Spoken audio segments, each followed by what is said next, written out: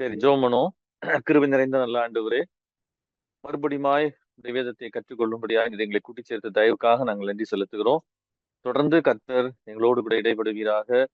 ஆண்டவரே, உடைய வார்த்தைகளை ஆண்டவரே நாங்கள் சிந்திக்கும் பொழுது, அதை நாங்கள் படிக்கும் பொழுது, அதை புரிந்து கொள்ள வேண்டிய விதத்திலே புரிந்து கொள்ள எல்லா கிருபைகளையும் ஞானத்தையும் தாரும்.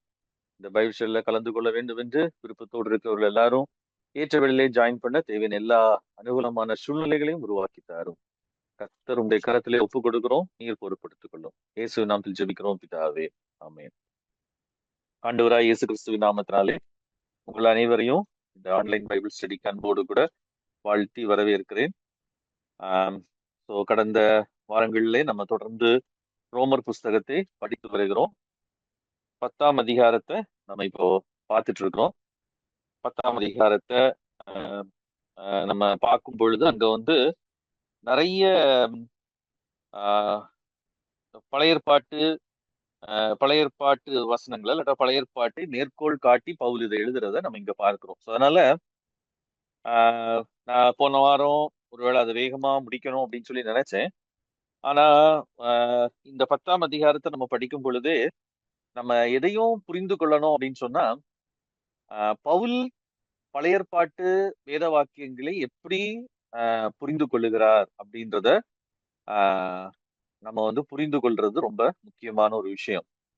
இதை நான் திரும்ப திரும்ப நம்ம இந்த பைபிள் ஸ்டடியில நம்ம பார்த்துட்டு தான் இருக்கிறோம். பட் இருந்தாலும் இத வந்து நம்ம சரியா புரிந்து கொள்ள வேண்டியது அவசியம். நம்ம வந்து பொதுவா பழைய ஏற்பாட்டு வேத வாக்கியங்களை வந்து நம்ம பார்க்கிற அந்த கண்ணோட்டம் அல்லது நம்ம பார்க்கிற விதம் வந்து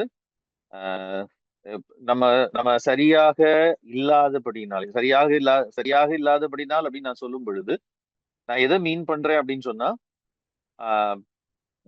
அவர்கள் யார் அப்போஸ்தலர்களோ பவுலோ அல்லது சுவிசேஷங்களை எழுதினவங்களும் பார்க்கிற அந்த விதத்திலே நம்ம பார்க்கிறதுக்கு நம்ம தவறும் பொழுதுதான் நிறைய நேரம் நம்மால அதை சரியாக புரிந்து கொள்ள முடியாமல் இருக்கும். அதனால ஒருவேளை அதை நான் கொஞ்சம் விளக்குனா இந்த 10ஆம் அதிகாரம் உங்களுக்கு எளிதாக புரியும். இல்லாட்டா இன்னொரு விதத்துல சொல்ல போறேன். இந்த 10ஆம் அதிகாரத்தினுடைய இந்த முதல் பகுதி போன வாரம், அதனாலதான் நான் அதை அப்படியே நிறுத்திட்டேன். இந்த 10ஆம் அதிகாரத்தினுடைய முதல் பகுதி இல்லாவிட்டால் 5ஆம் வசனத்துல இருந்து இருக்கிற அந்த காரியங்களை நம்ம சரியா புரிந்து கொள்ளணும் அப்படின்னு சொன்னா எப்படி பவுல் பழைய ஏற்பாட்டை பார்க்கிறார், இல்லாட்டா அவங்கள பொறுத்த வரைக்கும் அதான் ஸ்கிரிப்சர். ஸோ அந்த ஸ்கிரிப்சர்ஸ் அவங்க எப்படி பார்க்கிறாங்க அப்படின்றத நம்ம புரிந்து கொள்றது ரொம்ப அவசியம். ஸோ பொறுமையாய் நம்ம வந்து 5ஆம் வசனத்துல இருந்து நம்ம பார்க்கலாம். ரோமர் 10ஆம் அதிகாரம் 5ஆம் வசனத்துல இருந்து ஒருவேளை அதை நம்ம மேலோட்டமா பார்த்தோம் அப்படின்னு சொன்னா அது நமக்கு ஏதோ பவுல் வந்து பழைய ஏற்பாட்டை அவர் சொல்ற விஷயத்துக்கு சாதகமா எடுத்து கோட் பண்றது மாதிரி நமக்கு தோணும். ஆனா என்ன செய்யறாரு அவர் அப்படின்றத நம்ம புரிஞ்சுக்கிட்டோம் அப்படின்னு சொன்னா இது ஒரு எடுத்துக்காட்டு. இதே மாதிரி நம்ம நிறைய எக்ஸாம்பிள்ஸை பார்க்கலாம். ஒருவேளை இது இப்போதைக்கு நமக்கு அதை பத்தி நம்ம டீப்பா போறது கொஞ்சம் டைம் கன்சியூமிங்கா இருந்தாலும், கொஞ்ச நேரத்தை அதை எடுக்கக்கூடியதா இருந்தாலும் இது நம்ம பாக்குறது நமக்கு பிரயோஜனமா இருக்கும் அப்படின்னு சொல்லி நினைக்கிறேன். சரி, சோ 10ஆம் அதிகாரத்துல அவர் வந்து தன்னுடைய ஜெபத்தையும் தன்னுடைய விருப்பத்தையும் தெரியப்படுத்துகிறார். இஸ்ரவேலர் ரட்சிக்கப்பட வேண்டும் அப்படின்றது அவருடைய விருப்பம் அப்படின்றது அவர் அங்க சொல்றாரு. சொல்லிட்டு 4ஆம் வசனத்துல 10ஆம் அதிகாரம் 4ஆம் வசனத்துல விசுவாசிக்கிற எவனுக்கும் நீதி உண்டாகும்படியாக கிறிஸ்து நியாயப்பிரமாணத்தின் முடிவா இருக்கிறார் அப்படின்னு சொல்லி சொல்றாரு. சோ நான் ஏற்கனவே சொன்னது மாதிரி இந்த விசுவாசிக்கிற எவனுக்கும் நீதி உண்டாகும்படியாக அப்படின்ற வார்த்தையினுடைய அர்த்தம் வெறுமனே கடவுளுக்கு முன்னாடி நம்ம ரைச்சஸ் ஆகிறத பத்தி மட்டும் இங்க சொல்லல. விசுவாசிக்கிற எவனுக்கும் நீதி அப்படின்னா அது இஸ்ரவேலா இருக்கட்டும், எவனுக்கும் அப்படின்றது வந்து இஸ்ரவேலா இருக்கட்டும், இஸ்ரவேல் அல்லாதவனா இருக்கட்டும், யூதனா இருக்கட்டும், புறஜானியா அல்லது புற இனத்தானா இருக்கட்டும், யாரா இருந்தாலும் சரி எல்லாரும் அந்த நீதி அப்படின்றத வந்து அந்த கவர்னன்ட் ஜஸ்டிஸ் அப்படின்ற அந்த வேர்டை நம்ம மைண்ட்ல வச்சு படிச்சோம்னு சொன்னா நமக்கு கொஞ்சம் ஈஸியா இருக்கும். நீதி உண்டாகும்படியாக அப்படின்னா ஒருவேளை அந்த டிரான்ஸ்லேஷன்ஸ்ல அவங்க வந்து எப்படி புரிந்து கொண்டாங்களோ அதே மாதிரி டிரான்ஸ்லேட் பண்ணியிருக்கிறாங்க. பட் ஆக்சுவலா அந்த கவர்னன்ட் ஜஸ்டிஸ், கடவுள் பண்ணின அந்த உடன்படிக்கைக்கு, அந்த அல்லது உடன்படிக்கையின் நீதிக்கு, அந்த உடன்படிக்கையின் நீதிக்கு உட்படுத்தப்படுகிறார்கள். யாரு? விசுவாசிக்கிற எவனுக்கும். நல்லா கவனிச்சுக்கோங்க, விசுவாசிக்கிற எவனுக்கும். சோ ஆண்டவர் என்ன, இயேசு கிறிஸ்து என்ன பண்றாரு அப்படின்னு சொன்னா, பவுல் இதுல அததான் அவர் வந்து சொல்ல விரும்புறாரு. இதை நம்ம சரியா புரிஞ்சுக்கணும். ஆஹ் இஸ்ரவேலருடைய பிரச்சனை என்ன அப்படின்றத பவுல் இங்க சொல்றாரு. இஸ்ரவேலுடைய பிரச்சனை என்ன? மூன்றாம் வசனத்துல சொல்லியிருக்கு. 10ஆம் அதிகாரம் 3ஆம் வசனத்துல, அவர்கள் தேவ நீதியை அறியாமல் தங்கள் சுய நீதியை நிலைநிறுத்த தேடுகிறபடியால் தேவ நீதிக்கு கீழ்ப்படியாது இருக்கிறார்கள். நல்லா புரிஞ்சுக்கோங்க.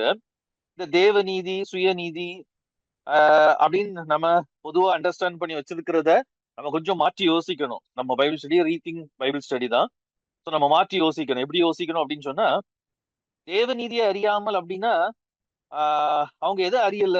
ஸோ நம்மளா ஒரு அர்த்தத்தை நம்ம எடுக்கிறத காட்டிலும் நம்ம ஏற்கனவே இதை பார்த்துருக்கிறோம். தேவ நீதி, அததான் ரோமர்லாம் நம்ம பார்த்தோம். ஆரம்பத்துல பார்த்ததுனால ஒரு சிலருக்கு மறந்திருக்கலாம். அதனால நான் அதை திரும்ப ஞாபகப்படுத்துறேன்.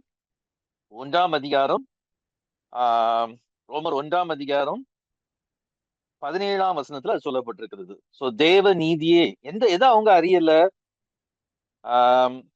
17ஆம் வசனத்துல, 1ஆம் அதிகாரம் 17ஆம் வசனம், விசுவாசத்தினால் உண்டாகும் தேவ நீதி, விசுவாசத்தினாலே நீதிமான் பிழைப்பான் என்று எழுதியிருக்கிறபடி, விசுவாசத்தினால் உண்டாகும் தேவ நீதி விசுவாசத்திற்கென்று அந்த சுவிசேஷத்தினால் வெளிப்படுத்தப்படுகிறது. சோ சுவிசேஷத்துல என்ன வெளிப்படுத்தப்பட்டிருக்கிறது அப்படின்னு சொன்னா, தேவ நீதி வெளிப்படுத்தப்பட்டிருக்கிறது. சோ அவங்க எதை அறியவில்லை? அப்ப இங்க அவங்க வந்து தேவ நீதியை அறியாமல் அப்படின்னு சொல்லும் பொழுது, பவுல் வந்து அவங்க எதை அறியலன்னு சொல்றாரு அப்படின்னு சொன்னா, சுவிசேஷத்திலே வெளிப்படுத்தப்பட்டிருக்கிற இந்த தேவ நீதியை அவங்க என்ன பண்ணல? அறியல. சோ சுவிசேஷத்துல வெளிப்படுத்தப்பட்டிருக்கிற இந்த தேவ நீதினா என்ன அர்த்தம்? தேவன் நீதி உள்ளவரா இருக்கிறாரு, அதை மீன் பண்ணுதா? இல்ல. தேவன் தம்முடைய உடன்படிக்கைக்கு எவ்வளவு உண்மை உள்ளவரா இருக்கிறார் என்பதை, அவர் எப்படி உண்மை உள்ளவரா இருக்கிறார் அப்படின்றத அவங்க என்ன செய்யல? அறியவில்லை. சுவிசேஷத்துலதான், காஸ்பல்ல தான் இயேசு கிறிஸ்து இந்த பூமிக்கு வந்து மரித்து உயிர்த்தெழுந்ததுலதான் தேவன் தம்முடைய உடன்படிக்கை, ஆபிரகாமோடு கூட பண்ணின உடன்படிக்கைக்கு தாம் உண்மையுள்ளவரா இருக்கிறேன் என்பதை அவர் காஸ்பல்ல தான் என்ன செய்யறாரு அப்படின்னு சொன்னா வெளிப்படுத்துறார். சோ இதை வந்து நம்ம தவறாகவே புரிந்து கொண்டதுனால, நம்ம ரோமர் அந்த 1ஆம் அதிகாரத்துக்கு நீங்க ஒருவேளை அதை நீங்க அட்டன் பண்ணல அப்படின்னு சொன்னா, நீங்க அந்த 1வது அதிகாரத்தை உள்ள அந்த வீடியோவை நீங்க முடிஞ்சா நீங்க அதை திரும்ப பாருங்க. நம்ம முடிஞ்ச அளவுக்கு நம்ம அதை எக்ஸ்பிளைன் பண்ணியிருக்கிறோம். சோ இந்த கவனன்ட் ஃபெய்த்ஃபுல்னஸ், காஸ்பல்ல தான் கடவுளுடைய நீதி வந்து என்ன செய்யப்பட்டிருக்குது? வெளிப்படுத்தப்பட்டிருக்குது. அந்த நீதி என்னது? அந்த நீதின்றது ஏதோ நம்மள வந்து நல்லவனாக்குற ஒரு ஒரு மெத்தடோ ஒரு மேஜிக்கோ கிடையாது. இந்த நீதி என்ன அப்படின்னா, அதுதான் கடவுள் தம்முடைய உடன்படிக்கைக்கு உண்மையுள்ளவராய் இருக்கிறார் என்பதுதான். அதான் சுவிசேஷம். அதுதான் நற்செய்தி. God has done what he has promised to do. தேவன் எதை செய்வேன் என்று சொன்னாரோ அதை செய்து விட்டார் அப்படின்றதுதான் காஸ்பல். அவர் என்ன செய்வேன்னு சொன்னாரு? ஆபிரகாம் மூலமா நான் உலகத்தையும் எல்லா சந்ததிகளையும் நான் ஆசீர்வதிப்பேன். I will plus all the people groups, எல்லா பீப்புள் எல்லா நேஷன்ஸையும் நான் பிளஸ் பண்ணுவேன்னு சொன்னாரு. அத அவர் நிறைவேற்றாரு. அதை நிறைவேற்றுறதுதான் என்னது அப்படின்னு சொன்னா காஸ்பல். அந்த செய்தி தான் காஸ்பல். சோ இப்போ நம்ம வந்து 10ஆம் அதிகாரம் 3ஆம் வசனம், திரும்பவும் ரோமர் 10ஆம் அதிகாரம் 3ஆம் வசனம், அதான் அவங்களால அறியாமல் தங்கள் சுய நீதியை நிலைநிறுத்த தேடுகிறபடியால். அப்படின்னா சுயநீதினா என்னது? Self righteousness. நம்ம பொதுவா செல்ஃப் ரைச்சஸ்னஸ்னா நம்ம மைண்ட்ல பதிந்து இருக்கிற ஒரு விஷயம் என்ன அப்படின்னு சொன்னா, நான் நல்லவன், நான் எனக்கு எந்த தப்பும் இல்லை அப்படின்றதுன்ற மீனிங்கே இன்னைக்கு வந்து நம்ம ஒருவேளை பொதுவா எடுத்துக்கிடுறோம். பட் ஆக்சுவலா பவுல் வந்து இங்க அதை சொல்லல. இங்க இஸ்ரவேல் ஜனங்களுடைய நாங்க நல்லவங்க அப்படின்னு சொல்ற அந்த செல்ஃப் ரைச்சஸ்னஸ் பத்தி அவர் இங்க சொல்லல.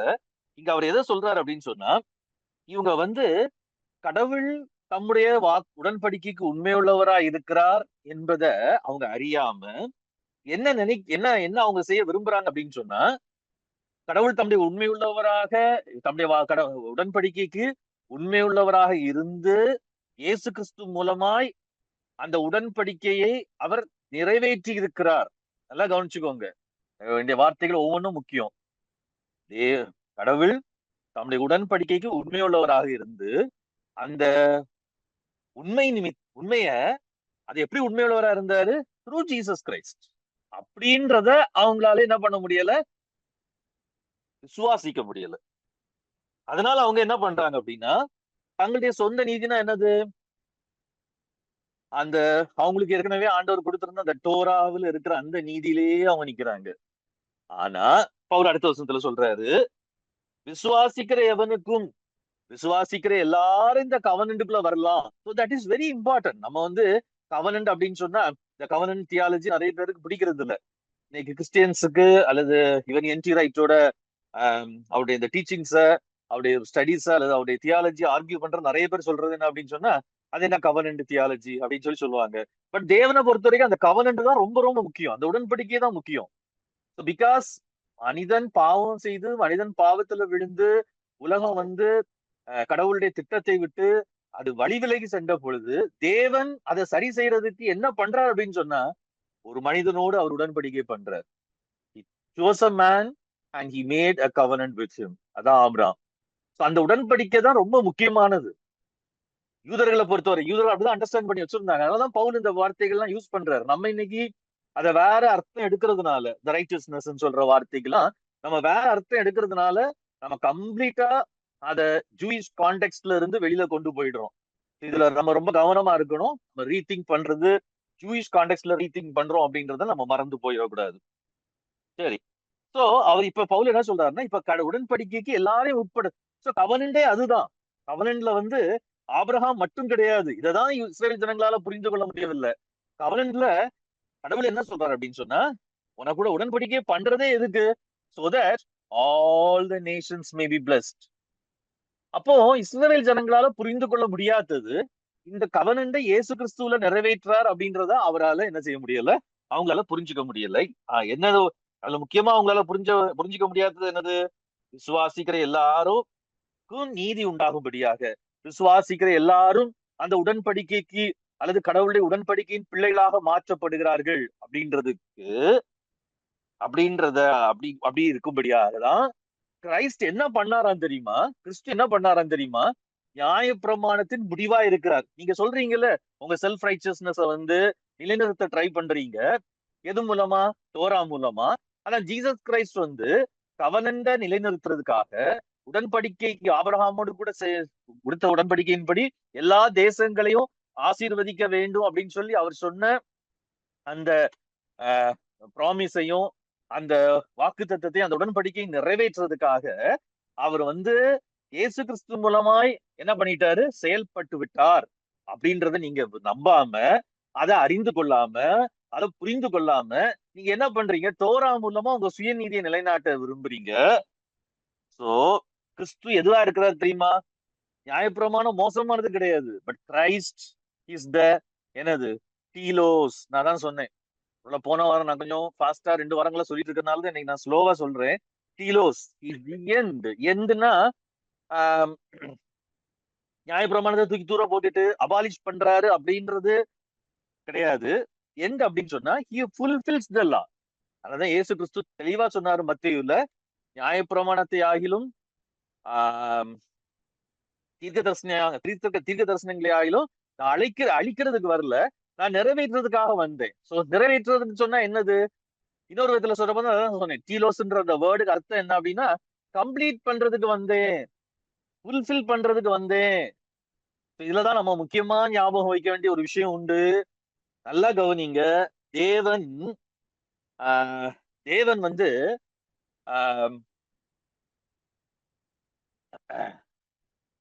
பவுல் இங்க சொல்ல வர்ற விஷயத்த நல்லா கவனிச்சுக்கோங்க. கம்ப்ளீட் பண்ணார். ஜீசஸ் கிரைஸ்ட் வந்து என்ன பண்றாரு? ஃபுல்ஃபில் பண்றாரு. நியாயப்பிரமாணத்தை அவர் கம்ப்ளீட் பண்றாரு. எப்படி அந்த நியாயப்பிரமாணத்தை அவர் கம்ப்ளீட் பண்றாரு? நல்லா கவனிச்சுக்கோங்க. கம்ப்ளீட் பண்றாரு அல்லது ஃபுல்ஃபில் பண்றாரு அப்படின்னு சொல்லும் பொழுது எதை நம்ம அண்டர்ஸ்டாண்ட் பண்ணிக்கிடணும் அப்படின்னு சொன்னா, ஈவன் நியாயப்பிரமாணம் இஸ்ரவேல் ஜனங்களை பொறுத்த வரைக்கும் அவங்களுடைய வேத வாக்கியங்கள்ல முக்கியமானது தோரா, அப்புறம் அல்லது நியாயப்பிரமாணம், ப்ராஃபசி, அப்புறம் ரைட்டிங்ஸ் இல்லாட்ட சங்கீதங்கள்.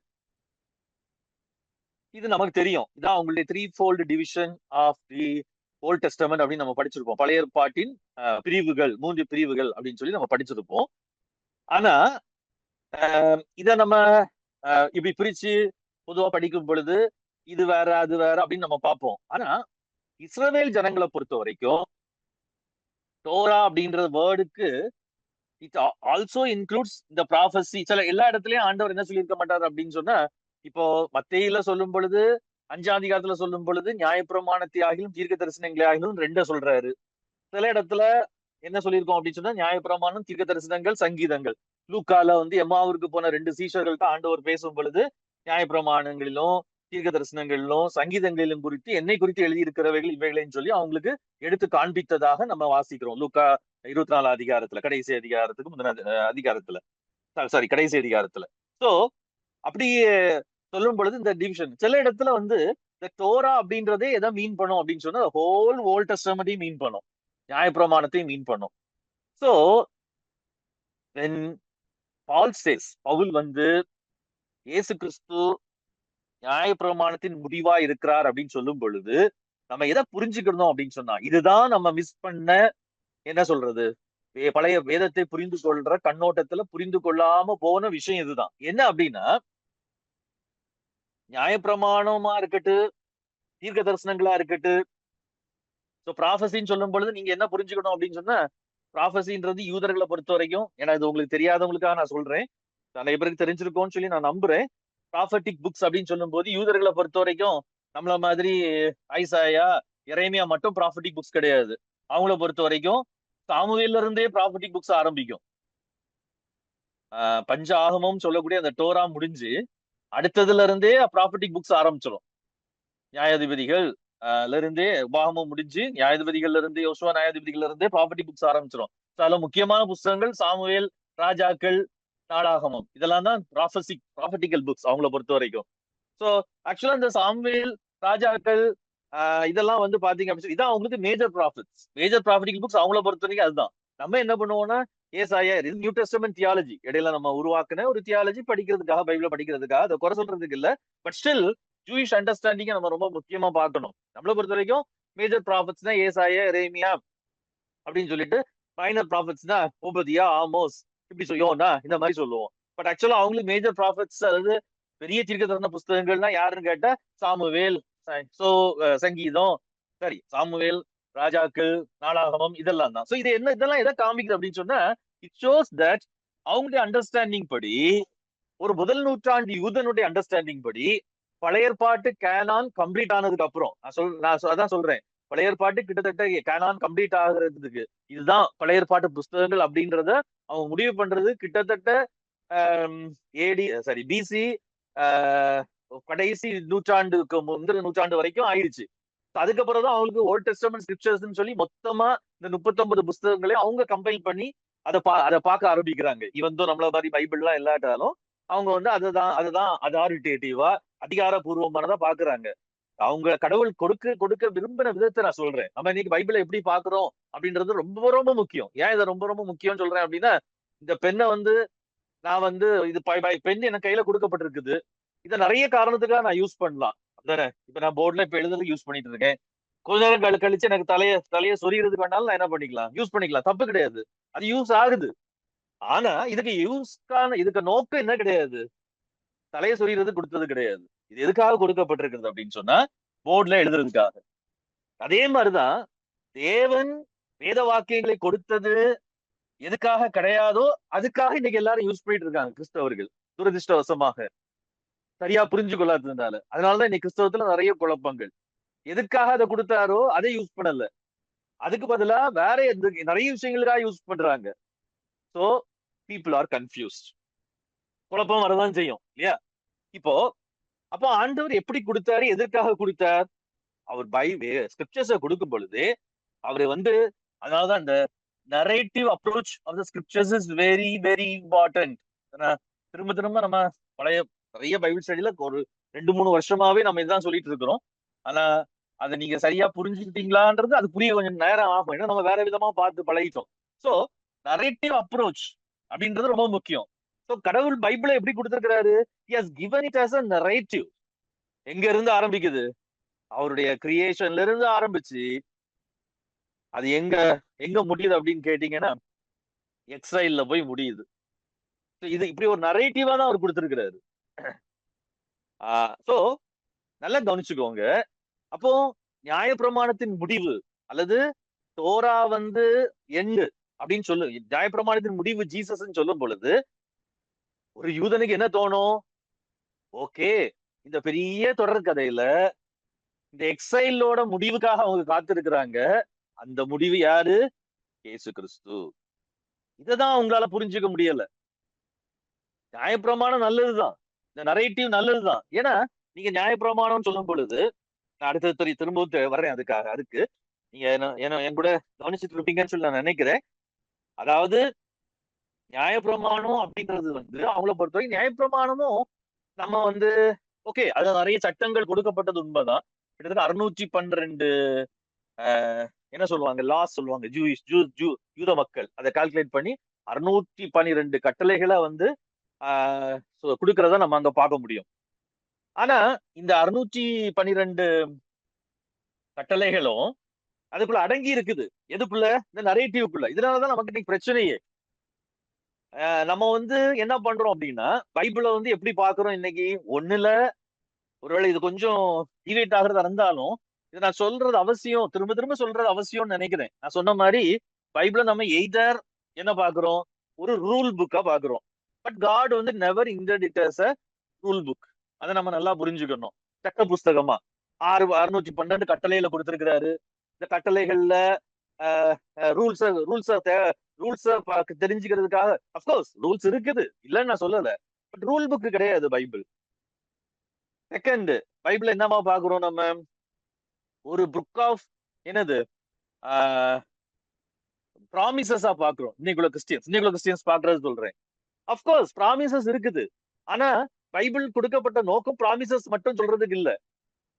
ப்ராமிசஸ் மட்டும் சொல்றதுக்கு இல்லைன்னு சொல்றதை விட it is given as a narrative. அதே மாதிரி நம்ம என்ன நினைக்கிறோம்? இட் இஸ் a manual நினைக்கிறோம். நமக்கு கைடன்ஸ் கொடுக்கும். எடுத்துக்காட்டுக்காக பைபிளை தொடர்ந்து பார்த்து வசனத்தை ஏதாவது வசனம் நம்ம கிடைச்சுன்னு சொன்னா அதை படி நம்ம போயிட்டே இருக்கலாம் அப்படின்னு சொல்லி நம்ம நினைக்கிறோம். ஏன்னா சிலருடைய அனுபவம் அப்படி இருக்குது, நான் இல்லைன்னு சொல்லல. தேவன் நிறைய விதங்கள்ல பயன்படுத்துறாரு. அவருடைய வழிகள் முடியாதவைகள் இல்லையா? நான் சொன்னது மாதிரிதான். இப்ப நான் இந்த மார்க்கரை நான் எதுக்கு வேணாலும் யூஸ் பண்ணிக்கலாம் இல்லையா? பட் ஆனா அதே நேரத்துல மார்க்கரை உருவாக்கும் பொழுது இதை உருவாக்குன கம்பெனி ஒரு இன்டென்ஷனுக்குன்னு உருவாக்கி இருக்காங்க. இதுக்கு மேக்சிமம் யூட்டிலிட்டி எனக்கு எப்ப கிடைக்கும் அப்படின்னா நான் இதை அதுக்கு எதுக்காக உருவாக்கப்பட்டதோ அதுக்காக நான் பயன்படுத்தும் பொழுது எனக்கு மேக்சிமம் யூட்டிலிட்டி கிடைக்கும். ஸோ ஒரு அது மேனுவலா நம்ம இன்னைக்கு பயன்படுத்துறோம், இல்ல தப்புன்னு நான் சொல்ல மாட்டேன். பட் ஸ்டில் இந்த நரேட்டிவ் அப்ரோச்சை விட்டு நம்ம மிஸ் பண்ணும் பொழுது கட்டளைகளை மட்டும் பிடிச்சிட்டு இருந்தோம்னு வச்சுக்கோங்க. அவர் முடிய எப்படி வெட்டக்கூடாதுன்னு சொல்லியிருக்கிறாரு, அல்லது அவர் மொட்டை போடக்கூடாதுன்னு சொல்லியிருக்காரு, பண்ணி சாப்பிடக்கூடாதுன்னு சொல்லியிருக்கிறாரு. இல்லாட்டா என்ன சொல்றது இல்லையா? இன்னைக்கு பாத்தீங்கன்னு சொன்னா நம்ம அசாம் சில நார்த் ஈஸ்ட் கிறிஸ்டியன்ஸ் எல்லாம் அதிகமா சாப்பிடுறது போர்க்கு தான். ஸோ நம்ம ரூல் புக்கை பிடிச்சிட்டு அதுக்காக அன்று கொடுக்கல. கிறிஸ்டியன்ஸ் நான் எதுக்காக சொல்றேன்னா நீங்க இந்த ரூல் புக்கா பிடிக்கும் பொழுது இதனாலதான் இன்னைக்கு கிறிஸ்டியன்ஸ்ல டிவிஷன்ஸ். இதுக்காக தான் இன்னைக்கு என்ன ஆயிடுச்சு அப்படின்னு சொன்னா இவ்வளவு பிரிவுகள். அவர் ஒரு ரூல் எடுப்பாரு, இவர் இன்னொரு ரூல் எடுப்பாரு. So causes so much divisions. சரி, ஸோ இப்போ நம்ம ரொம்ப டிவேட் ஆகக்கூடாது. நான் பேசுறது அந்த பக்கம் போனேன்னா அப்படி பேசிட்டே இருப்பேன். அதனால நான் இதுல திருத்திக்கிட முயற்சி பண்றேன். அப்போ இந்த நரேட்டிவ் அப்ரோச் ரொம்ப முக்கியம். ஸோ அவங்க எப்படி பாக்குறாங்க? ஓல்ட் டெஸ்டமென்ட் முழுசும் அது ஒரு லாங், எப்படி சொல்லலாம், ட்ரூ ஸ்டோரி ஆஃப் தெம்செல்ஸ்.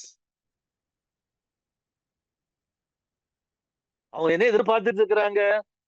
முதல் நூற்றாண்டுல இந்த டோராவுடைய எக்ஸ்பெக்டேஷன் என்னைக்கு ஃபுல்ஃபில் ஆகும்?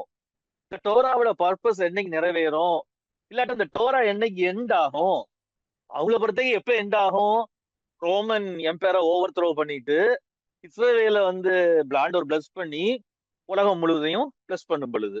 பட் பவுல் சொல்றாரு, நோ, நீங்க அப்படி நினைச்சிட்டு இருக்கீங்க. பட் இயேசு கிறிஸ்து மூலமாய் God has ended the Dora.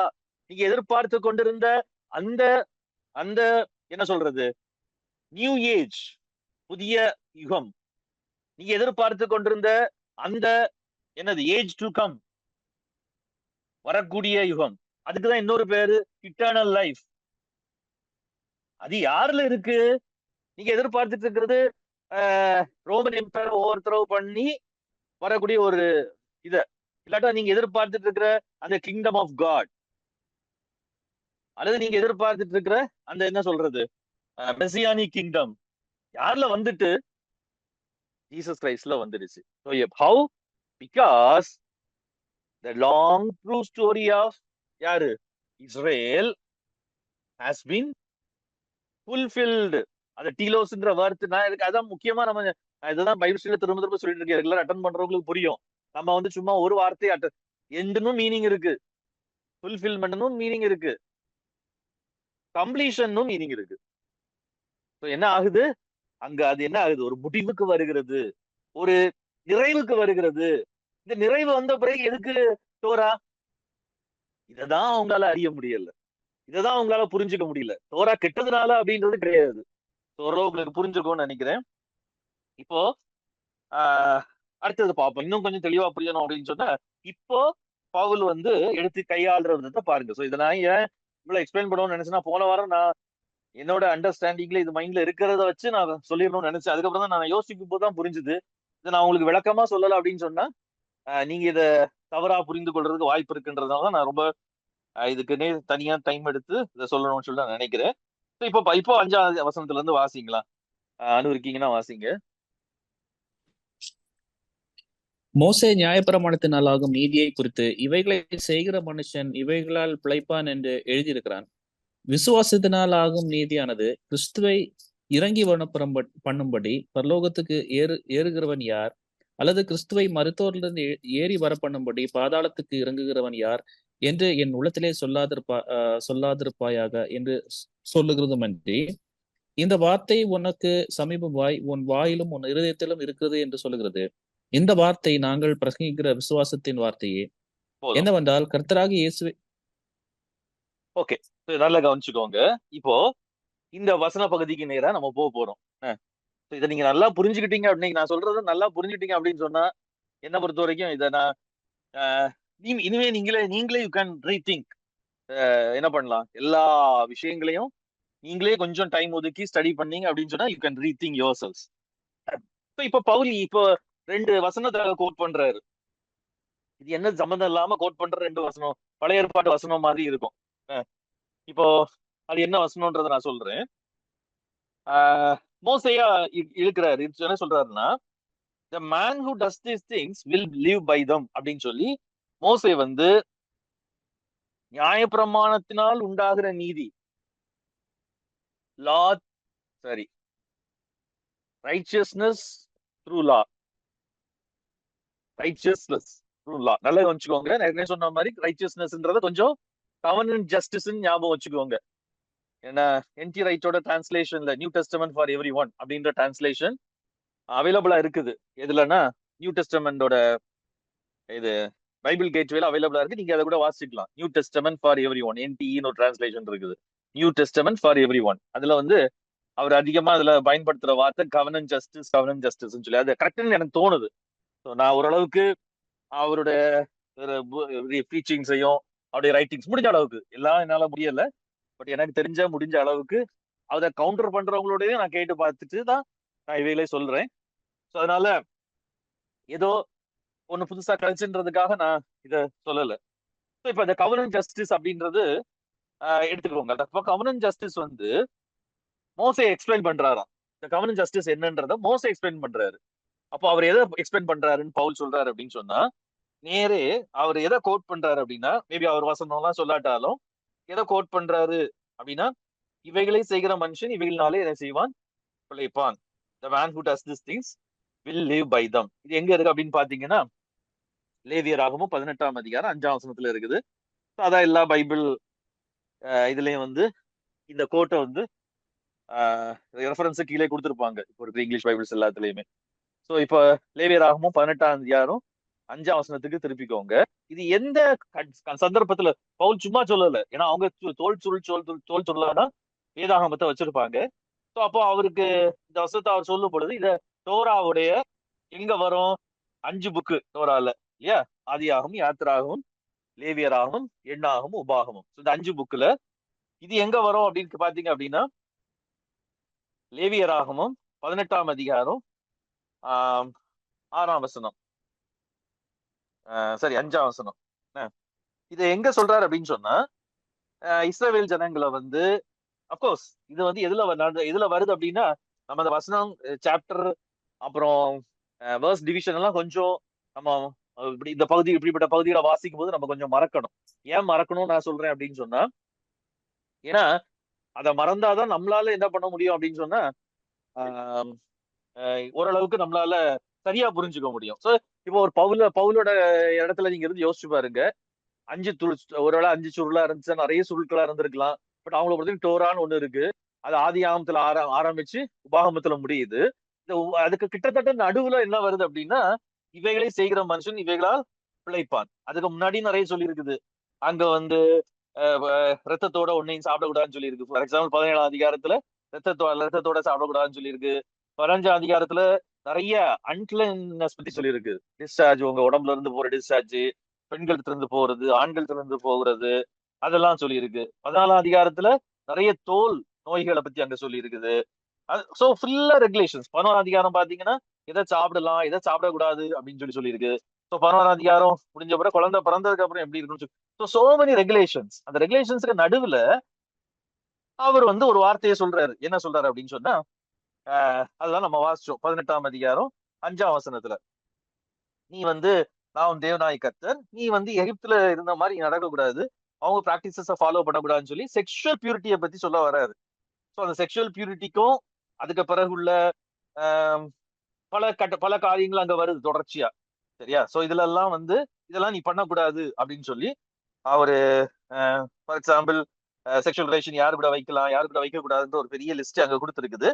அதுக்கு முன்னாடிதான் அங்க என்ன வருது அப்படின்னு சொன்னா நீ வந்து எனக்கு கட்டளையில கை கொள்ளணும், ஏன்னா அதனாலதான் நீ பிழைப்பாய், you will live by them அப்படின்னு சொல்லி சொல்றாரு. நல்லா கவனிச்சுக்கோங்க. இப்ப பவுல் வந்து ஒரு தோராவுடைய கொஞ்சம் நடுப்பகுதின்னு கூட சொல்ல முடியாது, ஆரம்பத்தினுடைய லேவியராகமத்திலே ஆரம்ப பகுதியில இருந்து ஒன்னு எடுத்து சோ அவருக்கு மைண்ட்ல அது ஒரு வசனம் மட்டும் இல்ல. நியாயப்பிரமாணத்தை மோசே என்ன சொல்றாருன்னா, என்ன சொல்றாரு 10ஆம் அதிகாரம், the man who does these things will live by them அப்படின்னு சொல்லி இருக்கிறது எதுக்காக அப்படின்னா, நீ வந்து ஆண்டவருடைய மொத்தத்துல ஆண்டவர் அங்க சொல்ல வர்றது என்ன, சரி மோசே அங்க சொல்ல வர்றது என்ன அப்படின்னு சொன்னா, நீ வந்து நான் விரும்புற மாதிரி என்னோட உடன்படிக்கையின் மக்களா நீ இருக்கணும்னு சொன்னா, லேவியராகமம் 18ஆம் அதிகாரத்துல சொல்ற அந்த இது என்னன்னா, ஒரு யூதன் ஒரு இஸ்ரவேலன் அவன் வந்து எப்படி இருக்கணும்னா, நான் என்னோட உடன்படிக்கையின் மக்களாக நீங்கள் இருக்க வேண்டுமே. ஆனால் என்னோட உங்க பெரிய ஒரு தேசத்தை நான் உங்க கையில கொடுத்திருக்கிறேன். ஏற்கனவே அங்க வாழ்ந்த அந்த மக்களை நான் என்ன பண்ணிருக்கிறேன், அங்க இருந்து துரத்தி விட்டுட்டு நான் உங்களுக்கு அந்த தேசத்தை என்ன செஞ்சிருக்கிறேன், கொடுத்திருக்கிறேன். பட் நீங்க வந்து அங்க வந்து என்னோட கட்டளையில தான் கை கொள்ளணும், அவங்க பண்ண காரியங்களை நீங்க என்ன செய்யக்கூடாது, பண்ணக்கூடாது. சோ இது இன்னைக்கு நமக்கு பொருந்துமா அப்படின்னு கேட்டா நீங்க வந்து நல்லா கவனிச்சுக்கணும். அதான் சொல்றேன், நரேட்டிவ் அப்ரோச் ரொம்ப ரொம்ப முக்கியம். இதை வச்சுட்டு இன்னைக்கு நம்ம என்ன பண்ணக்கூடாது, ஆர்கியூ பண்ணிட்டு உட்கார்ந்து இருக்க கூடாது. We must think about that. அதை பத்தி திங்க் பண்ணணும். ஆண்டவர் ஏன் இதை கட்டளை கொடுத்தாரு கொடுக்கல அப்படின்றதெல்லாம் யோசிச்சு பார்க்கணும். பட் இதை வச்சுட்டு நம்ம என்ன பண்ணக்கூடாது, ஆர்கியூ பண்ணக்கூடாது. ஏன்னா ஆண்டவர் அதை கொடுத்தது அவங்களோட உடன்படிக்கை பண்ணி, அந்த தேசத்துல நீ வாழணுமா, இந்த தேசத்துல நீ நீடித்து வாழணுமா, இந்த தேசத்துல நீ நிறைய நாள் வாழணுமா. So that is for that specific context. நல்லா கவனிச்சுக்கோங்க, சரியா? இப்போ புரிஞ்சிருக்கோம்னு சொல்லி நினைக்கிறேன். இதை சொல்லிட்டு இப்ப அடுத்த வசனத்துக்கு வாங்கலாம். ஏன்னா இங்க முக்கியமா என்ன சொல்லியிருக்கு அப்படின்னு சொன்னா, 18ஆம் அதிகாரத்துல சொல்லிட்டு 19ஆம் அதிகாரத்துல பாத்தீங்க. இதை எதுக்காக நான் சொல்றேன் அப்படின்னா, லேவியராகமும் 18ஆம் அதிகாரத்துல இந்த வார்த்தையை சொல்லிட்டு 19ஆம் அதிகாரம் எப்படி ஆரம்பிக்குது அப்படின்னு சொன்னா, இவன் 3ஆம் வசனத்துல பாத்தீங்கன்னா, உன் தகப்பனையும் தாயும் நீ கனம் பண்ணணும். நீ என்னுடைய எதை கை பண்ணணும், எதை கை கொள்ளணும்? என்னோட ஓய்வு நாளை நீ என்ன செய்யணும்? கை கொள்ளணும். இன்னைக்கு யாரு கை கொள்றா? கிறிஸ்டியன்ஸ். அப்படின்னா நம்ம இன்னைக்குதான் ஓய்வு நாள். இன்னைக்கு நம்ம என்ன பண்ணிக்க கூடாது? வேலையும் செய்யக்கூடாது, பைபிள் ஸ்டடியும் நடத்தக்கூடாது. நம்ம ஆண்டவர் பழைய பாட்டை கை கொள்றவங்களா இருந்தா நீ நம்ம என்ன பண்ணணும்? காலைல இருந்து சாயங்காலம் வரைக்கும் நம்ம ரெஸ்ட் எடுத்து எதையுமே கை கொள்ளலாம். சரி, எதையும் எந்த வேலையுமே ஒரு வேலையும் செய்யக்கூடாது நியாயப்பிரமாணத்தின்படி. நம்ம இன்னைக்கு ஏதோ அதெல்லாம் ஃபாலோ பண்ணிட்டு இருக்க மாதிரி இன்னொரு வசனத்தை எடுத்து கோட் பண்ணுவோம். So, எவ்வளவு நம்முடைய அறியாமை அப்படின்றத நீங்க புரிஞ்சுக்கிடணும். அதுக்காக நான் சொல்றேன். சரி, இப்போ ஆஹ் அத சொல்றாரு. அப்போ கடவுள் அவங்களுக்கு கொடுத்தது உண்மைதான். கடவுள் தான் கொடுத்தாரு. ஆனா மோசே தான் சொல்றாரு, இதனாலதான் நீங்க என்ன பண்ண முடியும்? நீங்க இந்த கவனன்ட்டுக்குள்ள நிலைத்து இருக்க முடியும். எஸ், இயேசு கிறிஸ்து வர்ற வரைக்கும் இஸ்ரவேலன் இந்த கவனன்ட்ல நிலைச்சிருக்கணும்னா அவன் ஓய்வு நாளை கை கொண்டுதான் ஆகணும். உணவு பழக்க வழக்கங்களை கை கொண்டுதான் ஆகணும். மற்றவங்களுக்கும் அவங்களுக்கும். சோ இங்க என்ன எதை மெயினா இந்த 18ஆம் அதிகாரத்துல அவர் சொல்ல வர்ற விஷயம், பவுல் சும்மா இதை கோட் பண்ணல. அதுதான் நான் திரும்ப திரும்ப உங்களுக்கு எம்பசைஸ் பண்ண விரும்புறேன். பைபிளை தெரிஞ்சவங்களா நீங்க இதை புரிஞ்சுக்கோங்க. நான் திரும்ப திரும்ப எம்பசைஸ் பண்ண விரும்புற விஷயம் என்ன அப்படின்னு சொன்னா, ஏன் பவுல் இதை இதை இங்க போய் எடுத்து கோட் பண்றாரு அப்படின்னு சொன்னா, இப்ப ஆக்சுவலா இதுதான் அவங்க என்ன பண்ணுது அப்படின்னு சொன்னா, அவங்களையும் ஜூஸையும் பேகன்ஸையும் டிஃபரன்ஷியேட் பண்றது இதுதான். இந்த நியாய தோரா தான். இந்த இந்த ரூல்ஸ் அண்ட் ரெகுலேஷன்ஸ் தான். பவுலோட ஆர்குமெண்ட் என்ன அப்படின்னு சொன்னா, இப்போ கிறிஸ்து அந்த அந்த ரூல்ஸ் அண்ட் ரெகுலேஷன்ஸ் உட்பட எல்லாவற்றையும், நம்ம ரூல்ஸ் அண்ட் ரெகுலேஷன்ஸ் மட்டும் பார்க்க கூடாது, அந்த ஹோல் நரேட்டிவேக்கே அவரு முடிவு வச்சுட்டாருன்னு சொன்னா நிறைவேற்றி முடிச்சுட்டாரு. அவர் அதுக்கு அதை நிறைவு செய்து விட்டார். he has completed that narrative. அப்படி இருக்கும் பொழுது இந்த டிஸ்டிங்ஷன் நீங்க இனி என்ன பண்ணக்கூடாது? மெயின்டைன் பண்ணக்கூடாது. அதுக்காக தான் இந்த ஆர்கியூமெண்ட். இவ்வளவு பெரிய வசனங்களை, இவ்வளவு டீப்பான விஷயங்களை அவர் சொல்றதுக்கான காரணம் என்ன அப்படின்னா, இந்த ஜூஸ் பேகன்ஸ் அண்ட் டிஸ்டிங்ஷன். ரோமர்ல பிரச்சனை அதுதானே. ரோமர் சபையில இருந்து முக்கியமான ப்ராப்ளம் என்னது? ஜென்டைல்ஸ்க்கும் ஜூஸ்க்கும் உள்ள பிரச்சனை தான். இவங்க என்ன சொல்றாங்க? இல்ல, இதெல்லாம் கை கொண்டுதான் ஆகணும், சாபத் அப்சர்வ் பண்ணி தான் ஆகணும், சர்க்கம்சைஸ் பண்ணி தான் ஆகணும், ஃபுட் ரெகுலேஷன்ஸ் கீப் பண்ணி தான் ஆகணும், நீ ஜென்டைலா இருந்தாலும் இதெல்லாம் செஞ்சுதான் ஆகணும். பவுல் சொல்றாரு இல்ல, என்னது? கிறிஸ்து அதை நிறைவேற்றி விட்டார். அந்த நரேட்டிவ, அந்த ஹிஸ்டரிய அவரு எண்டுக்கு கொண்டு வந்துட்டாரு. Now we are living in another age. We are living in the eternal life. We are living in the kingdom of God. அப்படின்றதுதான் பவுலோட ஆர்குமெண்ட். சரி, இப்போ இத சொல்லி முடிச்சுட்டு அவர் அடுத்தது என்ன சொல்றாரு அப்படின்னு சொன்னா, சோ இப்போ நம்ம ரோமர்ல அதை பார்த்தோம் அப்படின்னு சொன்னா, என்ன பவுலுக்கு திரும்ப ஒரு வசனத்தை, ஒரு பேசேஜ கோட் பண்றாரு. என்ன பேசேஜ் அப்படின்னு பார்த்தா, 6ஆம் வசனத்துல விசுவாசத்தினாலாகும் நீதியானது. இப்போ அடுத்தது அவர் எதை சொல்றாரு அப்படின்னு சொன்னா, விசுவாசத்தினாலாகும் நீதி அப்படின்னு சொல்லும் பொழுது அவர் எதை மீன் பண்றாரு நமக்கு தெரியும். அங்க மோசே சொன்னது ரைச்சியஸ்னஸ் பை அல்லது ரைச்சியஸ்னஸ் த்ரூ தோரா. இப்போ பவுல் சொல்றாரு ரைச்சியஸ்னஸ் பை ஃபெய்த். இதுதான் இப்போ வந்திருக்கிறது, கிறிஸ்து மூலமாய் கொண்டு வரப்பட்டிருக்கிற நீதி. அதுதான் 1ஆம் அதிகாரத்திலே நம்ம அதான் பார்த்தோம் இல்லையா? 1ஆம் அதிகாரத்திலே நம்ம என்ன பார்த்தோம்? அததான் பார்த்தோம். அதனாலதான் நம்ம இத கடைசியில நீங்க திரும்ப ஒருக்கா பார்க்கும்போது உண்மையிலேயே ரொம்ப நமக்கு அது அற்புதமாகவும் பவுலோட அந்த அண்டர்ஸ்டாண்டிங்கும் அது ஆச்சரியமாகவும் இருக்கும். 1ஆம் அதிகாரம் நம்ம ஏற்கனவே பார்த்த அதே வசனத்துல பாத்தீங்கன்னா 17ஆம் வசனத்துலயும் இருக்குது. அதே மாதிரி என்ன, righteous gospel is gospel, righteousness from God is revealed. தேவனிடத்திலிருந்து வெளிப்படுத்தப்பட்டிருக்கிறது. எதுக்காக? ஃபெய்த்துக்காக. நல்லா கவனிச்சுக்கோங்க. ஃபெய்த்துக்காக அது வெளிப்படுத்தப்பட்டு, ஃபெய்த்துக்காக அல்லது ஃபெய்த் மூலமா வெளிப்படுத்தப்பட்டிருக்கிறது. இதுக்கு அர்த்தம் வாட் இஸ் தட் அதனுடைய மீனிங் என்ன? அதான் இங்க பவுல் சொல்றாரு, விசுவாசத்தினாலாகும் நீதி. ஃபெய்த்னால வர்ற கவனன்ட் இப்போ வந்திருக்குது. அவங்க கொடுக்கப்பட்ட கவனன்ட் தோரா மூலமான கவனன்ட். நிறைய ரூல்ஸ் அண்ட் ரிலேஷன்ஸ் இருக்கும். பட் ஜீசஸ் கிரைஸ்ட் அந்த ஹிஸ்டரிக்கு, அந்த ஸ்டோரிக்கு எண்ட் வச்சது மூலமா, அந்த ஸ்டோரிக்கு கம்ப்ளீஷன் பண்ணது மூலமா இப்ப ஃபெய்த் மூலமா வரக்கூடிய கவனன்ட்டுக்கு வந்துடுச்சு. ஆனா பவுல் என்ன சொல்றாருன்னா, இத பத்தியும் மோசே சொல்லி இருக்கிறாரு. That is the thing. அதான் பவுலோட அந்த ரீடிஃபைனிங் தி ஓல்ட் டெஸ்டமென்ட் ஸ்கிரிப்சர்ஸ் அப்படின்றது ரொம்ப முக்கியம். பவுல் என்ன பண்றாரு அப்படின்னு சொன்னா, இப்போ யாருக்குமே நீங்க நல்லா யோசிச்சு பாத்தீங்கன்னா பழைய ஏற்பாட்டு வசனங்களை வச்சு இயேசு கிறிஸ்து இப்படிதான் இருப்பாரு, இப்படிதான் செய்வார் அப்படின்லாம் யாருமே கெஸ் பண்ணிருக்கவே முடியாது. பட் இயேசு கிறிஸ்துவ பார்த்ததுக்கு அப்புறம் அவருடைய சீஷர்களும் சரி, அப்போஸ்தலர்களும் சரி, பவுலும் சரி, அவங்க அதை தே ஆர் ரீடிஃபைனிங். அதான் நம்ம எங்க பாக்குறோம் அப்படின்னா, இதே இந்த பகுதி எங்க இருக்கு அப்படின்னு சொன்னா, திரும்ப அவர் என்ன சொல்றாருன்னா, இதை எப்படி சொல்லாதன்னா, விசுவாசத்தினாலாகும் நீதி என்ன சொல்லுது? அது விசுவாசத்தை தூண்டுது. அது ஃபெய்த்துக்கு இம்பார்ட்டன்ஸ் கொடுக்குது. அது நீதி என்னது? Do not say in your heart who will ascend into heaven, who will descend into the deep. உபாகமம் 30ஆம் அதிகாரம் 12ஆம் வசனத்துல இருந்து அது இருக்குது. ஸோ நெட்வொர்க் அன்ஸ்டேபிளா இருக்கிறதுனால நான் வாசிக்கிறேன். நீங்களே உங்களுக்கு கொஞ்சம் ஸ்லோவா வர்றதுக்கான சான்ஸ் இருக்கு நான் பேசி முடிச்சு. அதனால உபாகமம் 30ஆம் அதிகாரம் 12ஆம் வசனம். இப்போ பவுல் பர்பஸா தான் இதை எடுக்கிறாரு. இந்த உபாகமம் 30ஆம் அதிகாரம்ன்றது ரொம்ப தோராலோட எங்க வந்தாச்சு, கடைசி புக்குக்கு வந்தாச்சு. முக்கியமான விஷயம் நல்லா கவனிச்சுக்கோங்க. பவுல் சும்மா ஏதோ இன்னைக்கு நம்ம நம்ம நம்ம பிரசங்கி மாதிரி செய்யற மாதிரி இஸ் நாட் டூயிங் வசன விளையாட்டு, பிளேயிங் வித் வர்சஸ். அங்க ஒரு வசனம், இங்க ஒரு வசனம், அங்க ஒரு ஒரு கங்காடன்ஸ வச்சுட்டு அங்க ஒரு வசனம், இங்க ஒரு வசனம், இங்க ஒரு அங்க ஒரு வசனம், அப்படி எடுக்கல அவரு. அவரு ஒரு ஜூவா, ஒரு பரிசெயனா, ஒரு வேதத்தை நல்லா கற்று தேர்ந்தவரா தோரால இருக்கிற இடையில ஒரு வசனத்தை எடுக்கிறாரு. இப்ப அவர் அதுக்கப்புறம் அவர் இதை எடுக்கிறாரு அப்படின்னு சொன்னா, தோராவுக்கு கடைசிக்கு போறாரு. கடைசிக்கு போய் டியூட்ரானமில, உபாகமத்துல முக்கியமான ஒரு பகுதிக்கு வர்றாரு. உபாகமம் இந்த 28ஆம் அதிகாரத்துல இருந்து ஈவன் 29ஆம் அதிகாரத்துல இருந்து இது என்ன அப்படின்னு சொன்னா, ஏன் பவுல் இதுக்கு வர்றாரு அப்படின்னு சொன்னா, 33ஆம் அதிகாரம் வரைக்கும் 29 to 33 யூதர்கள் பொறுத்த வரைக்கும் இது என்னன்னு தெரியுமா? அவங்களுடைய ஹிஸ்டரியோட ப்ராஃபசி. நல்லா கவனிச்சுக்கோங்க. இதை நம்ம அப்படி புரிஞ்சுக்கிட்டா மட்டும்தான் இது சரியா புரியும். ஹிஸ்டரியோட ப்ராஃபசி. மோசே ப்ராஃபசி பண்றாரு. நீங்க அதை வாசிச்சு பாத்தீங்கன்னா உங்களுக்கு புரியும். 29ஆம் அதிகாரம் 33ஆம் வசனம் வரைக்கும், சரி 29ஆம் அதிகாரத்துல இருந்து 33ஆம் அதிகாரத்துல வரைக்கும் என்ன இருக்கும் நீங்க கவனிச்சு பாத்தீங்கன்னா, அவங்களுக்கு என்ன செய்வாங்கன்றத சொல்லுவாரு, உங்களுக்கு என்ன நடக்கும்ன்றத சொல்லுவாரு. ஃபார் எக்ஸாம்பிள் நீங்க பாத்தீங்கன்னா 31ஆம் அதிகாரத்துல 31ஆம் அதிகாரம்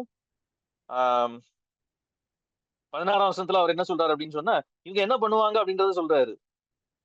31ஆம் அதிகாரம் 16ஆம் வசனம். மோசே ஆண்டவர் என்ன சொல்றாரு அப்படின்னு சொன்னா, நீ நீ நித்திரை அடைய போகிற பிதாக்களோடு, ஆனா நீ அதுக்கு பிறகு அவங்க என்ன பண்ணுவாங்க? They will forsake me and break the covenant that I made with them. On that day I will become angry. 17ஆம் வசனம். And forsake them. நான் சொல்லியிருக்கிறேன். I will hide my face from them and they will be destroyed. Many disasters வரும், many difficulties வரும். So இதெல்லாம் சொல்றாரு. அதனாலதான் 32ஆம் அதிகாரத்துல ஒரு பாட்டை கொடுக்குறாரு. என்ன பாட்டு? இதைதான் சேர்த்துதான் பவுல் இங்க சொல்லிட்டு இருக்கிறாரு. நீங்க இதை எல்லாத்தையும் வாசிக்கிறதுக்கு நமக்கு நேரம் இல்லை. பட் வாட் உபாகமம்ன்றது நல்லா கவனிச்சுக்கோங்க. அதாவது அவங்க யூதர்கள் பைபிள் எப்படி பார்த்தாங்க அப்படின்னு சொன்னா, தோரா எங்க ஆரம்பிக்குது அப்படின்னு சொன்னா, கிரியேஷன்ல ஆரம்பிக்குது. கிரியேஷன்ல ஆரம்பிச்சு பாலை தொடர்ந்து அங்க ஒரு எக்ஸைல், தோட்டத்துல இருந்து துரத்தப்படுறது. அகைன் இஸ்ரேல் ஜனங்கள் ஆண்டவர் சூஸ் பண்றாரு. தோரா எங்க முடியுது அப்படின்னு பாத்தீங்க அப்படின்னு சொன்னா, ஆதியாகமும் கடைசி அதிகாரத்தை பாத்தீங்க அப்படின்னு சொன்னா, அது இவங்க எகிப்துக்கு போறதுல முடியும். சோ ஆக்சுவலா அவங்க, நான் சொன்னேன், இந்த ஸ்டோரி, அந்த நரேட்டிவா அவங்க திரும்ப திரும்ப எப்படி சொல்றாங்க அப்படின்னு சொன்னா, we need என்னது, someone, யாரோ ஒருத்தர் அல்லது ஏதோ ஒரு விதத்துல கடவுள் நம்மள இந்த எக்ஸைல்ல இருந்து, இந்த கேப்டிவிட்டில இருந்து, இந்த சிறையிருப்புல இருந்து விடுதலை பண்றதுக்கு தேவைன்ற அந்த நீடு தான் திரும்ப திரும்ப அங்க ரிப்பீட் ஆயிட்டே இருக்கிறத நம்ம பார்க்க முடியும். உபாகமத்திலையும் அதுதான் வருது. ஸோ நம்ம இங்க நான் சொன்ன அந்த பகுதி எடுத்துக்கோங்க. அங்க என்ன வருது அப்படின்னு பாத்தீங்கன்னா, உபாகமம் எந்த வசனம் சொன்னேன்?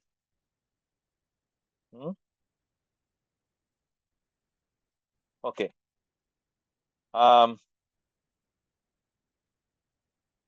30ஆம் அதிகாரம் 11ஆம் வசனத்துல இருந்து இருக்கு இல்லையா? இதுதான் பவுல் அங்கே கோட் பண்றாரு 30ஆம் அதிகாரத்துல. இப்ப என்ன சொல்றாரு, இந்த 30ஆம் அதிகாரமும் எப்படி ஆரம்பிக்குதுன்னு பாத்தீங்கன்னா, நான் உங்களுக்கு எல்லாம் கொடுத்துருக்கிறேன்.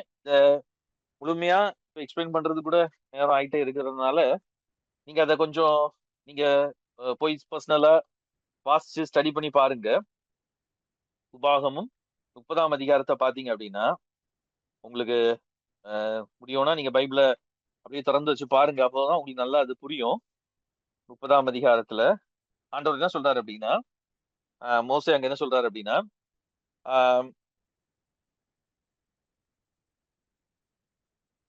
8ஆம் வசனத்துல இருந்து ஆரம்பிக்குது.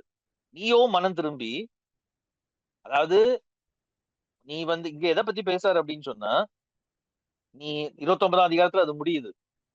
நீ என்னை விட்டு பின்வாங்கி போனீங்கன்னா உனக்கு என்ன நடக்கும்? நான் உன்னை சிறைக்கு கொண்டு போவேன். உன்னை உன் தேசத்துல இருந்து நான் துரத்தி விடுவேன். அங்க போய் நீ ரொம்ப கஷ்டப்படுவா. மத்தவங்க எல்லாம் பார்த்து உன்னை என்ன பண்ணுவாங்க? உன்னை பார்த்து சிரிப்பாங்க. அந்த அளவுக்கு நான் உன்னைய பண்ணுவேன் அப்படின்னு சொல்லி உபாகமம் 29ஆம் அதிகாரத்துல அவர் சொல்றாரு. சொல்லிட்டு இங்கேயும் நியாயப்பிரமாணத்தை பத்தி தான் அவர் பேசிட்டு இருக்காரு. நல்லா கவனிச்சுக்கோங்க. அப்புறம் 30ஆம் அதிகாரம் 1ஆம் வசனத்துல எதை பத்தி சொல்றாரு அப்படின்னா, நீ உன் தேவனாகிய கர்த்தரால் துரத்தி விடப்பட்டு எல்லா ஜாதிகளிடத்திலும் போயிருக்கும் போது, கவனிங்க, எப்போ நீ என்னது எக்ஸைல்ல போய் உன் நாட்டுல இல்லாம நீ திரும்ப எல்லா இடமும் சிதறடிக்கப்பட்டு அங்க போய் இருக்கும் போது நீ என்ன பண்ணுவா? நீ இதயத்தில் சிந்தனை செய்து, இதுதான் அவங்க பீரியட். இப்போ நல்லா கவனிச்சுக்கோங்க. அதான் நான் சொன்னேன், மோசேயோட ப்ராஃபஸி அபவுட் இஸ்ரேல்ஸ் ஹிஸ்டரியா தான் அவங்க அதை பார்த்தாங்க. அதனாலதான் அவங்க அதை எப்படி பாக்குறாங்க அப்படின்னு அப்படி பவுல் அதை எப்படி சொல்றாரு அப்படின்னு சொன்னா, இந்த பீரியட் என்னது, எப்படா எக்ஸைல்ல இருந்து ஆண்டவர் எங்களை என்ன பண்ணுவாரு, திருப்புவாரு அப்படின்னு சொல்லி காத்திருக்கிற பீரியடை பத்தி தான் இங்க சொல்லி இருக்குது. நீ சிந்தனை செய்து அப்படி நீ செய்யும் பொழுது ஆண்டவர் என்ன பண்ணுவாரா? நீ அப்படி பண்ணீங்கன்னா 3ஆம் வசனத்துல உன் தேவனாகிய கர்த்தர் உன் சிறையிருப்பை திருப்பி உனக்கு இறங்கி உன் தேவனாகிய கர்த்தர் உன்னை சிதறடித்த எல்லா ஜனங்களிடத்திலும் இருக்கிற உன்னை திரும்ப சேர்த்துக் கொள்ளுவார். He will gather you. உன்னுடையவர்கள் வானத்தின் கடையான திசை மட்டும் துரத்திருந்தாலும் உன் தேவனாகிய கர்த்தர் அங்கே இருக்கிற உன்னை கூட்டி அங்கே இருந்து உன்னை கொண்டு வந்து உன் பிதாக்கள் சுதந்திரித்திருந்த தேசத்தை நீ சுதந்திரிக்கும்படிக்கு உன் தேவனாகிய கர்த்தர் அதில் உன்னை சேர்த்து உனக்கு நன்மை செய்து உன் பிதாக்களை பார்க்கலும் உன்னை பெருக பண்ணுவார். என்னெல்லாம் பண்ணுவாரு அப்படின்னு சொல்லிட்டு 8ஆம் வசனத்துல நீயோ மனம் திரும்பி கர்த்தரின் சத்தத்திற்கு செவி கொடுத்து நான் இன்று உனக்கு கற்பிக்கிற அவருடைய எல்லா கற்பனைகளின்படியும் செய்வாய். அப்படி செய்யும் பொழுது நான் உன்னை எல்லாத்திலையும் பிளஸ் பண்ணுவேன். உன் மேல சந்தோஷமா இருப்பேன். 10ஆம் வசனத்துல நல்லா கவனிச்சுக்கோங்க. 10ஆம் வசனத்துல அப்படி அபவுட் என்ன அப்படின்னா, இது எப்போ நீ எக்ஸைல்ல இருந்து எப்போ எங்க வரும் பொழுது, திரும்பி வரும் பொழுது. This is after the exile. நீ சிறையிருப்பிலிருந்து உன்னோட கேப்டிவிட்டியில இருந்து நீ திரும்ப வரும் பொழுது நான் என்ன செய்வேன் அப்படின்னு சொன்னா, உன்னை திருப்பி கொண்டு வருவேன். நான் உன்னை கேதர் பண்ணுவேன், உன்னை பிளஸ் பண்ணுவேன், இதெல்லாம் நான் செய்வேன். இப்படி செய்யும் பொழுது நீ என்ன கேட்க கூடாது. வாசிங்களா? அனு வாசிச்சு பாருங்க ஒரு தடவை. நான் அதுக்கு எனக்கு கொஞ்சம் ஹெல்ப்ஃபுல்லா இருக்கும். நான் இன்று உனக்கு விதிக்கிற கட்டளைகளை உனக்கு மறைபொருளும் அல்ல, அது உனக்கு தூரமானதும் அல்ல. நாங்கள் அதை கேட்டு அதன்படி செய்யும் பொருட்டு எங்கள் நிமித்தம் வானத்திற்கு ஏதி அதை எங்களுக்கு கொண்டு வருகிறவன் யார் என்று நீ சொல்லத்தக்கதாக அது வானத்தில் உள்ளதும் அல்ல. நாங்கள் அதை கேட்டு அதன்படி செய்யும் பொருட்டு எங்கள் நிமித்தம் சமுத்திரத்தை கடந்து அதை கொண்டு வருகிறவன் யார் என்று சொல்லத்தக்கதாக அது சமுத்திரத்திற்கு அப்புறத்தில் உள்ளதும் அல்ல. நீ அந்த வார்த்தைகளின்படி செய்யும் பொருட்டு அது ம். உனக்கு மிகவும் சமீபமாய் உன் வாயிலும் உன் இருதயத்திலும் இருக்கிறது. இதோ நல்லா ஜீவனுள்ள கவனிச்சுக்கோங்க. ஓகே, போதும். இவ்வளவு ஒண்டர்ஃபுல்லா இருக்கு. பவுல் சும்மா எடுத்து எழுதல. நீ எக்ஸைல இருந்து திரும்ப வரும் பொழுது நான் உனக்கு சொல்ற நியாயப்பிரமாணம் அந்த லா தான். நான் உனக்கு சொல்ற அந்த நியாயப்பிரமாணம், அந்த டோரா என்ன செய்யும் அப்படின்னு சொன்னா, நீ கொஸ்டின் கேக்குற மாதிரி வரும். பட் நீ கொஸ்டின் கேட்க கூடாது. பவுலா தான் சொல்றாரு. என்ன கொஸ்டின் வரும்? நான் வந்து இதெல்லாம் செய்யறதுக்கு என்ன என்ன என்ன செய்யணும்? நான் வந்து வானத்துக்கு எப்படி ஏறுறது? இல்லையா? ஹெவனுக்கு ஹெவனுக்கு போயிட்டு அததான் பவுல் எப்படி எழுதுறாரு அப்படின்னு சொன்னா, நான் வானத்துல ஏறி கிறிஸ்துவ எப்படி கீழே கொண்டு வர முடியும்? இல்லையா? ஹெவனுக்கு போய் அஹ், அதே சமுத்திரத்தை கடந்து அதை கொண்டு வருகிறவன் யார் என்று சொல்லத்தக்கதாக அது சமுத்திரத்துக்கு அப்புறத்தில் உள்ளதும் அல்ல அப்படின்னு இங்க சொல்லி இருக்குது. பட் இந்த சமுத்திரத்துக்கு அப்புறத்தில் உள்ளது அப்படின்றது இங்க என்ன போட்டிருக்கு அப்படின்னு சொன்னா என்னது, நான் அதான் போன வாரமே உங்களுக்கு சொன்னேன். இந்த அவுட்லைனை சொல்லும் பொழுது சி அப்படின்றது வந்து அவங்கள பொறுத்த வரைக்கும் ஒண்ணு ஜனக்கூட்டம், நேஷன்ஸ். இன்னொரு பக்கம் சமுத்திரம் அப்படின்றது வந்து என்ன அப்படின்னு சொன்னா டெத்தோட ultimate end. So death. So இதை நான் இன்னும் விளக்கணும் அப்படின்னு சொன்னா இது இது இன்னொரு 1 hour ஆகும். ஸோ அதனால நான் வந்து உங்களுடைய படிப்புக்கே ஸ்டடிக்கே நான் விட்டுறலாம்னு நினைக்கிறேன். ஏன்னா அப்படி நம்ம போயிட்டே இருந்தோம்னு சொன்னா இதுல இருந்தே நம்ம மூவ் ஆக முடியாது. ஆம், உங்களுக்கு ஓரளவுக்கு நான் சொல்ல வர்றது புரிஞ்சிருக்கோம்னு சொல்லி நினைக்கிறேன். நீங்க திரும்பி வரும் பொழுது நீங்க சிறையிருப்புல இருந்து திரும்பி வரும் பொழுது டோன்ட் ஆஸ்க் கொஸ்டின்ஸ். அதான் அதான் சொல்றது. பவுல் அதான் சொல்றாரு. எப்பா ஆண்டவர் வந்து நல்லா கவனிச்சுக்கோங்க. நான் இப்ப சொல்ற வார்த்தைகளை நீங்க வசனங்களை அப்புறம் வாசிக்கும் போது நான் சொல்றதை வச்சு நீங்க ஈஸியா புரிஞ்சுக்குவீங்க. எப்பா ஆண்டவர் உங்களை கேப்டிவிட்டில இருந்து கொண்டு வருவேன்னு சொன்னாரு. God promised that he will bring you from captivity, exile. அந்த அந்த ப்ராமிஸ் அவர் கொடுத்தாரு. பவுல் சொல்றாரு that has come. அது வந்துடுச்சு. உங்களால அதை நம்ப முடியல. நீங்க இப்போ என்ன கேட்டுட்டு இருக்கீங்க? கேள்வி கேட்டுட்டு இருக்கீங்க. ஏன்னா அந்த ப்ராமிஸ் எப்படி வந்துச்சு? ஜீசஸ் மூலமா வந்துச்சு. இந்த ஜீசஸ் யாரு? அவர்தான் தோராவோட கம்ப்ளீஷன். அவர்தான் வேர்டு. அவர்தான் நியாயப்பிரமாணத்தையும் தீர்க்க தரிசனங்களை என்ன பண்ணவரு? நிறைவேற்றினவர். 3 விஷயங்கள் வருது. அவங்களுடைய நரேட்டிவ் கம்ப்ளீட் ஆகுது. இஸ்ரேவேலோட நரேட்டிவ் கம்ப்ளீட் ஆகுது. சோ அதனாலதான் நீங்க நல்லா பாத்தீங்க அப்படின்னு சொன்னா நம்ம அடுத்தது ஆண்டு சித்தமானா ரோமன்ஸ் நம்ம முடிஞ்சதுன்னு சொன்னா முடிச்சதுக்கு அப்புறம் நம்ம என்ன பண்ணலாம் அப்படின்னா மத்தேயு மார்க் லூக்கா யோவான் படிக்கலாம்னு நான் யோசிச்சிருக்கிறேன். ஏன்னா காஸ்பல்ல அவங்க அப்படிதான் பாக்குறாங்க. காஸ்பல்ல அவங்க என்ன பண்ணுவாங்க அப்படின்னா இந்த இஸ்ரேலுடைய சரித்திரத்தை திரும்ப ஜீசஸ்ல எப்படி ஃபுல்ஃபில் ஆகுதுன்றதான் காமிப்பாங்க. நம்ம அதனால நிறைய நேரம் அந்த ஆஸ்பெக்ட்ல படிக்கிறதே கிடையாது. இஸ்ரேலுடைய சரித்திரம் எப்படி ஜீசஸ் கம்ப்ளீட் பண்றாருன்றதுதான் காஸ்பல். அதனாலதான் அவங்க அங்க இருந்து ஆரம்பிச்சு ரிசரக்ஷன்ல முடிப்பாங்க. டெத்துக்கு ரொம்ப இம்பார்ட்டன், அவருடைய மரணத்துக்கும் பாடுகளுக்கும் ரொம்ப இம்பார்ட்டன்ஸ் கொடுப்பாங்க. யாருக்கு பயோகிராஃபில போய் டெத்துக்கு வந்து இவ்வளவு பெரிய 3-4 சாப்டர் ஒதுக்குவாங்க, அல்லது பெரிய சாப்டர்ஸ் ஒதுக்குவாங்க. டெத்து செத்தான், சிலுவையில வந்து அரைஞ்சு கொண்டாங்கன்றதோட முடிச்சிருக்கலாம். But why they do such என்னது லாங் எக்ஸ்பிளனேஷன், லாங் அதை வந்து ஸ்டோரியா கொண்டு போறாங்க அப்படின்னா பிகாஸ் அவங்க சொல்ல விரும்பினதுதான் ஜீசஸ் கிரைஸ்ட்ல அவங்களுடைய சரித்திரம் முடிவுக்கு வருகிறது. அந்த நியாயப்பிரமாணம் வார்த்தை ஆக மாறுகிறது. நியாயப்பிரமாணமும் தீர்க்க தரிசனங்களும் ஃபுல்ஃபில் ஆகுது. சோ பவுல் என்ன சொல்றாரு அப்படின்னா நீ கொஸ்டின் கேட்கிற மாதிரி இருக்கும். எப்படி நான் வானத்துக்கு நீ கொஸ்டின் கேட்க கூடாதுன்னு சொல்றாரு. கொஸ்டின் கேட்கிற மாதிரி இருக்கும்ன்றத நீ கொஸ்டின் கேட்க கூடாது. இத நான் கை கொள்றதுக்கு எங்க போறது? எங்கேயும் நீ போக வேண்டாம். நான் வானத்துல ஏறிதான் அவரை கொண்டு வரணுமா? அதனாலதான் பவுல் ரோமர்ல அதை எப்படி சொல்றாரு அப்படின்னு சொன்னா நீ சொல்லாதிருப்பாயாக. ஏன்னா this is not by Torah, this is by என்னது ஜீசஸ் அப்படின்றவருடைய ஃபெய்த்ஃபுல்னஸ்னாலையும் அவர் மேல நம்ம வைக்கிற ஃபெய்த்னாலையும் தான் இப்போ நம்ம எதாகிறோம்? அந்த கவனண்டுக்கு உட்படுத்தப்படுகிறோம். இப்ப நம்ம அந்த கவனண்டுக்கு உட்படுத்தப்படுகிறது, இப்ப நம்ம அந்த உடன்படிக்கைக்கு உட்படுத்தப்படுகிறது எப்படி? டோரா மூலமா இல்ல, கேப்டிவிட்டில இருந்து வெளியில வரும் பொழுது ஒரு காரியம் நடக்கும்.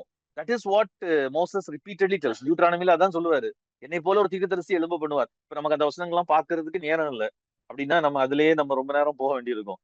சோ என்னை போல ஒரு தீர்க்கதரிசி எழும்பும், அவருக்கு செவி கொடுங்க.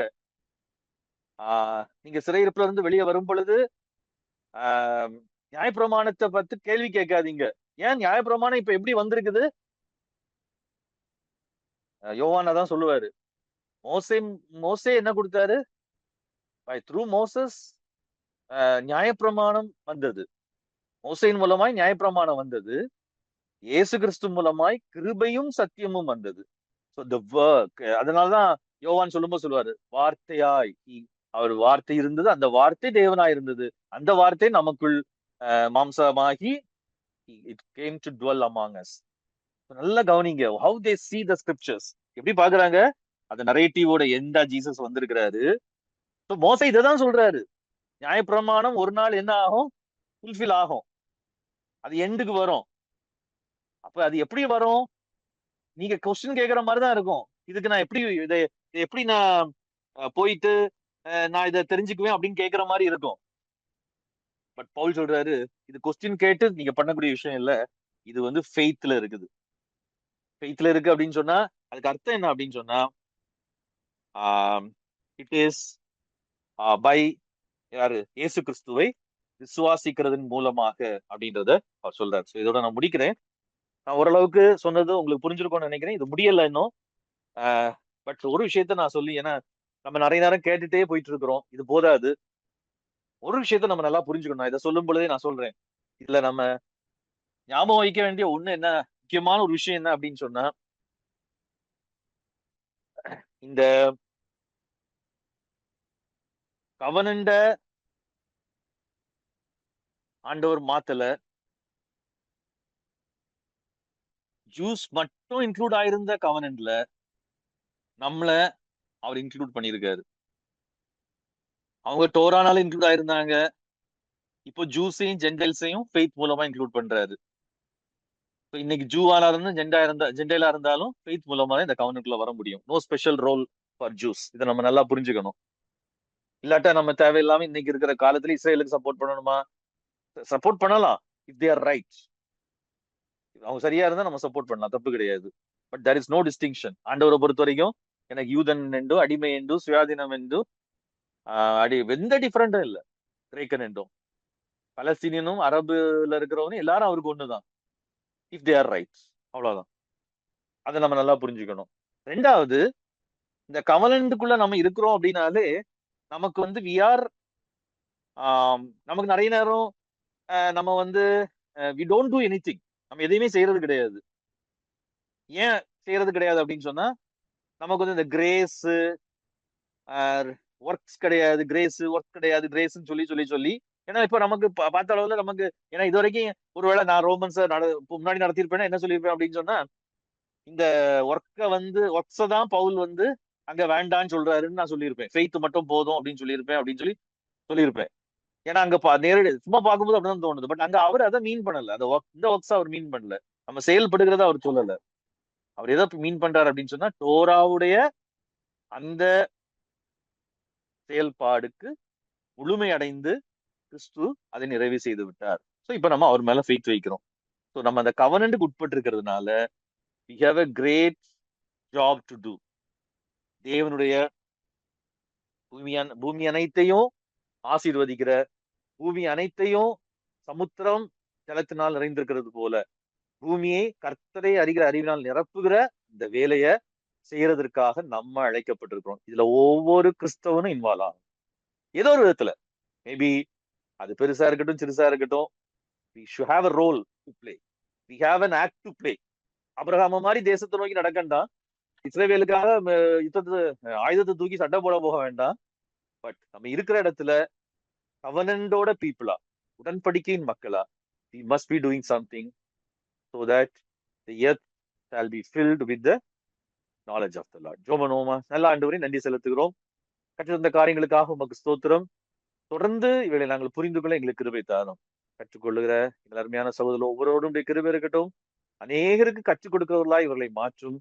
அவைகளை பொறுமையாய் படித்து, ஆண்டவரே இவளை என்ன நோக்கத்தோடு நீர் கற்றுத் தருகிறீரோ அந்த நோக்கத்தை நாங்கள் நிறைவேற்ற இந்த உலகத்தை ஆண்டவரே அந்த புதிய புடைப்புக்கு நேராய் நாங்கள் கொண்டு செல்ல எங்களுக்கும், நாங்கள் இதை போதிக்கிற எல்லாருக்கும், கிறிஸ்தவர்களுக்கும் அப்படிப்பட்ட ஒரு இருதயத்தையும் ஒரு வைராக்கியத்தையும் செயல்படக்கூடிய ஆவியையும் கத்த தந்தருளுவீராக என்று சொல்லி நாங்கள் ஜெபிக்கிறோம். இயேசுவின் நாமத்தில் ஜெபிக்கிறோம் பிதாவே. ஆமென். So thank you. Thanks for joining.